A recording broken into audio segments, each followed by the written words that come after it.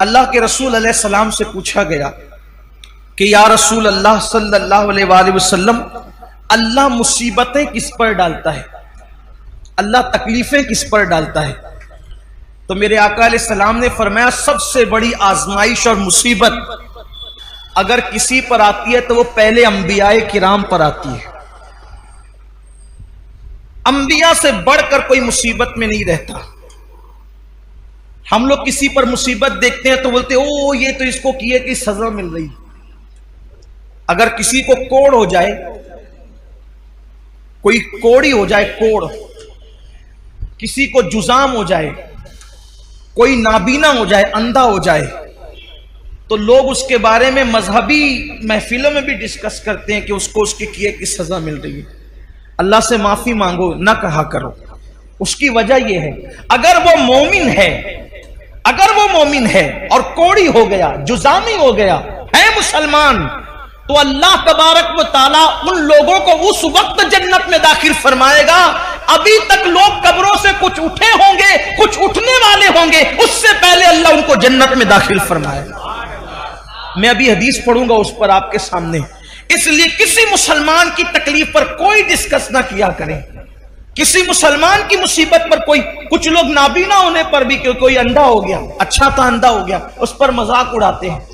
मजहबी हल्कों में बाज़ाब्ता स्टेजों पर मजाक उड़ाया गया उन बुजुर्गों का जिनको आखिरी उम्र में लंबी उम्र होने की वजह से या ज़ौफ होने की वजह से आंखों की बीनाई चली गई थी।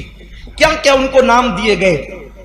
हालांकि लोग ये भूल गए कि हिब्रुल उम्मा, रईसुल मुफस्सिरीन सैयदना अब्दुल्ला इब्ने अब्बास रदी अल्लाह ताला अन्हु भी आखिरी उम्र में नाबीना हो गए थे।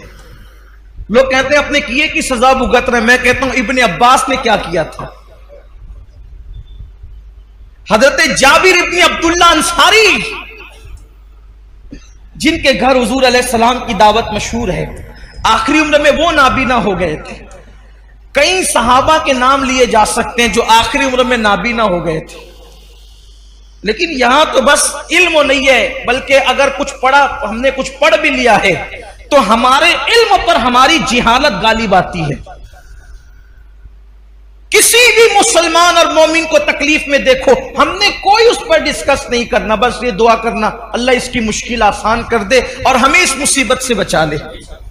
जो लोग नाबीना हो जाएं और मुसलमान है, जो नाबीना हो जाए मुसलमान है, या पैदाइशी नाबीना हो या बाद में अंधे हो जाए बुढ़ापे की वजह से या किसी मर्ज की वजह से, किसी तकलीफ की वजह से, उनके लिए बशारत यह है कि औरों के लिए अल्लाह तबारक व ताला कभी कभी तजल्ली फरमाएगा, यानी कभी कभी पर्दे उठा करके उनको अपना दीदार कराएगा। लेकिन जो नाबीना हो गए थे, अल्लाह फरमाएगा मैंने तुमसे आंखें छीन ली थी और तुमने उस पर सब्र किया था, अब जब तक तुम चाहते रहोगे मैं तुम्हें दीदार अता करता रहूंगा। जब तक चाहते रहोगे मैं तुम्हें दीदार अता, मगर शर्त यह है कि वो सब्र करें। देखो मुसीबत आए तो सब्र शर्त है। मुसीबत, जो मुसीबत में वाहवेला करे नाकाम है, मुसीबत में शिकवा करे नाकाम है, मुसीबत में शिकायत करे नाकाम है। लेकिन जो सब्र करे, सब्र असल चीज है। सब्र, सारे इनामात उस वक्त मिलेंगे जब वो सब्र करे। आका अलैहिस्सलाम ने फरमाया सबसे ज्यादा मुसीबत नबियों पर आती है, फिर जो नबियों से करीब होते हैं उन पर आती है, फिर जो उनसे करीब होते हैं उन पर आती है। यानी मुसीबतें हैं किसके लिए? बल्कि एक हदीस पाक ये भी है, अल्लाह के रसूल अलैहिस्सलाम वुजू कर रहे थे। यहां पर थोड़ा इश्क रसूल का बाब भी खुलेगा, वाह होगा, इश्क रसूल का बाब भी वाह होगा, और हम देखेंगे कि हम में कौन आशिक रसूल है। हुजूर अलैहिस्सलाम वुजू फरमा रहे थे और पानी हुजूर अलैहिस्सलाम के वुजू का ढलान की तरफ बह रहा था। वुजू का पानी ढलान की तरफ बह रहा था। एक सहाबी थे वहां मौजूद, उन्होंने अर्ज किया या रसूल अल्लाह सल्लल्लाहु अलैहि वसल्लम, मैं आपसे इश्क करता हूं, मोहब्बत करता हूं आपसे। हुजूर ने फरमाया सल्लल्लाहु अलैहि वसल्लम, क्या कहा तुमने? हुजूर मैं आपसे इश्क करता हूं। करीम आका जिसके कान लाले करामत है, दूर और नजदीक के सुनने वाले वो कान, कान लाले करामत पे लाखों सलाम। हुजूर अलैहिस्सलाम ने तीसरी बार पूछा, क्या कहा तुमने? हुजूर मैं आपसे इश्क करता हूं। आका फरमाते हैं, तो अगर तू वाकई मुझसे इश्क करता है तो मुसीबत और आजमाइशों के लिए तैयार हो जा, क्योंकि जो हमसे इश्क करता है अल्लाह उस पर मुसीबतों के दरवाजे खोल देता है, अल्लाह उस पर तकलीफों के दरवाजे खोल देता है। हमसे मोहब्बत करने वालों पर आजमाइश और मुसीबतों के दरवाजे इतनी तेजी से खुलते हैं और मुसीबतें उसके पास इतनी तेजी से भाग भाग कर आती है, जैसे ये वुजू का पानी तेजी से ढलान की तरफ गिर रहा है, वैसे मुसीबतें तेजी से उसके पास आती है।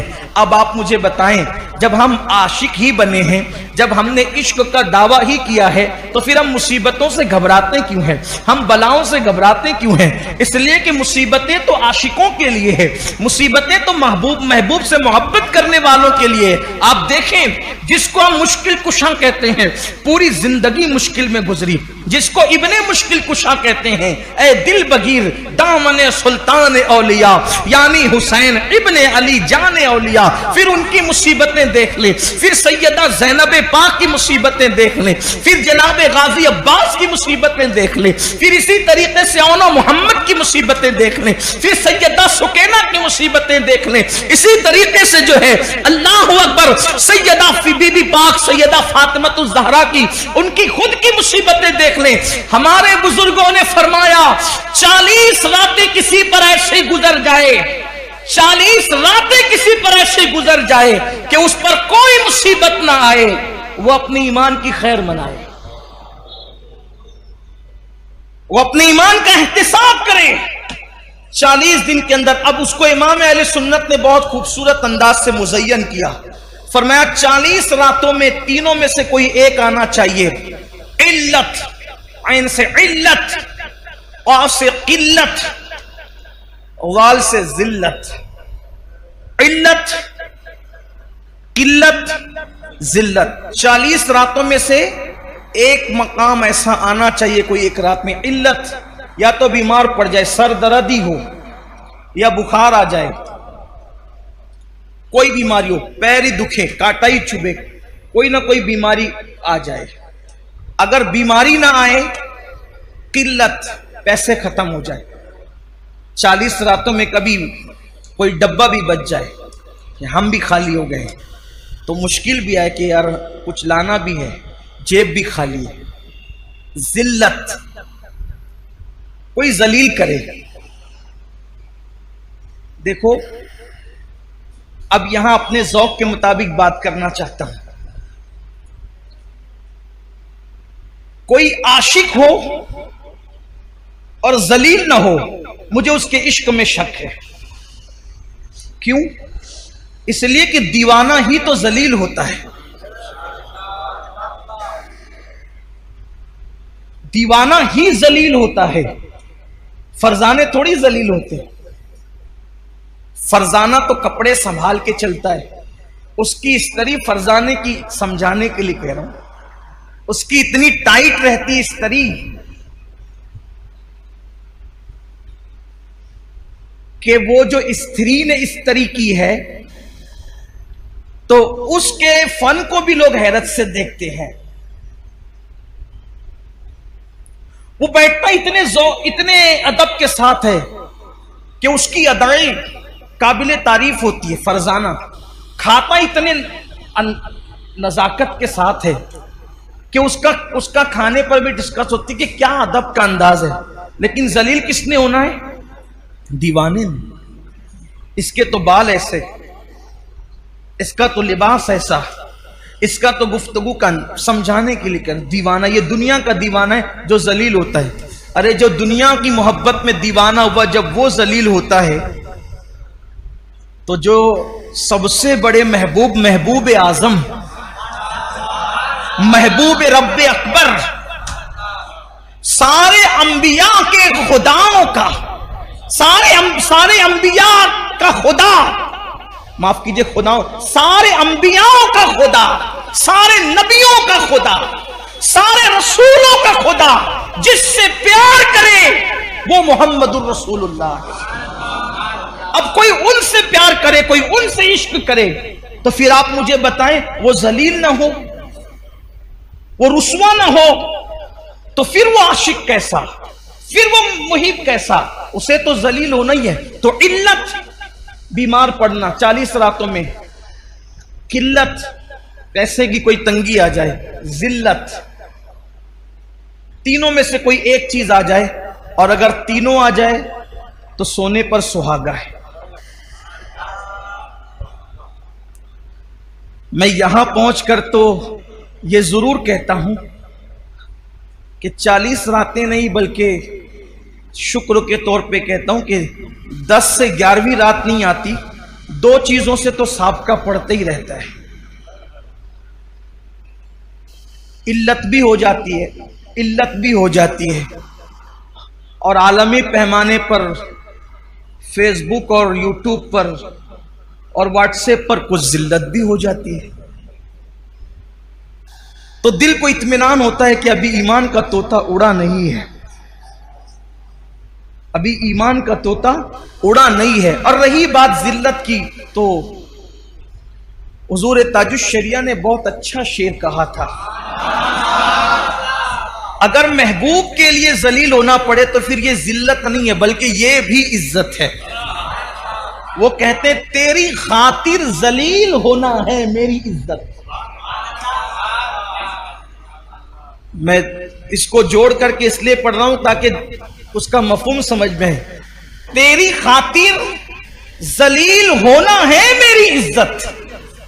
तेरी खातिर जलील होना है, क्या है? आपके लिए जलील होना मेरे लिए क्या है? इज्जत है। तेरी खातिर जलील होना है मेरी इज्जत, मेरे वकार सलाम। तेरी खातिर जलील होना है मेरी इज्जत, मेरे वकार सलाम। तो हुजूर के लिए जलील होना कोई जिल्लत नहीं है, बल्कि ये तो बड़ी इज्जत है। तो 40 दिन के अंदर ऐसी मुश्किल आनी चाहिए। फिर बीमारियों का बाब अलग है। तो याद रखिए कि मुसीबतें आनी चाहिए, लेकिन मांगे नहीं, और आए तो उस पर सब्र करें।